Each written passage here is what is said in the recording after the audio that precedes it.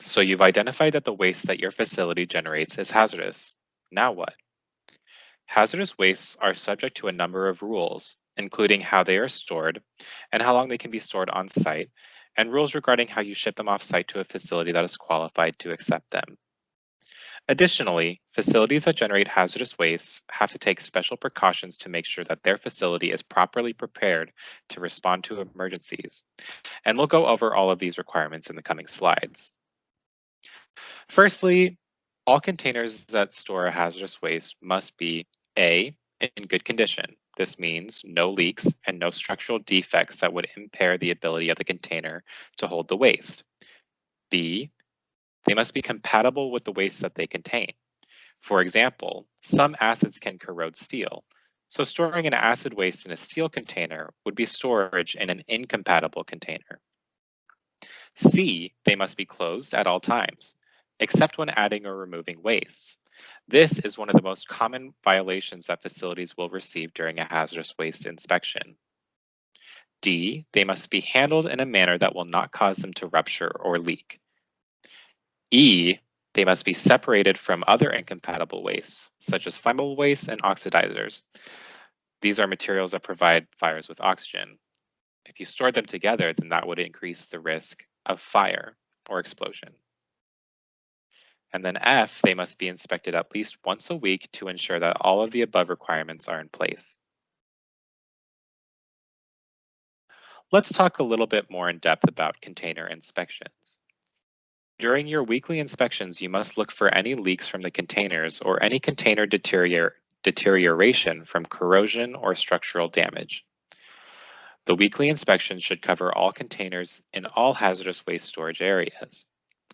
Satellite or lab satellite accumulation areas are not required to be inspected weekly because they must be under direct control and observation of the operator. We'll talk more about satellite and lab satellite accumulation in future slides.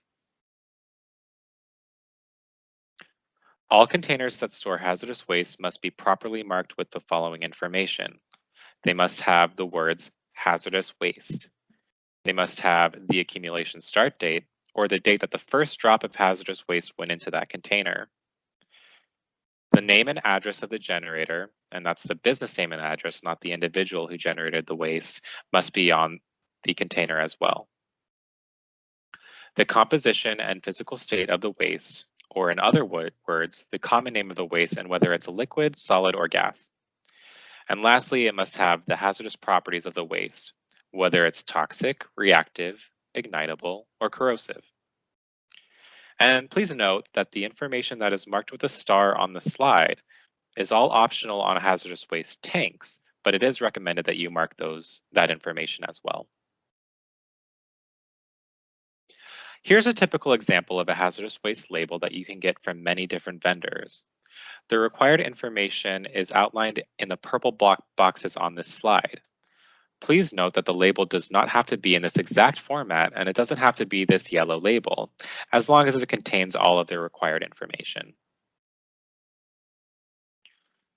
On this slide, we have some more examples of labels that may be perfectly fine for the tank or container that they are placed on.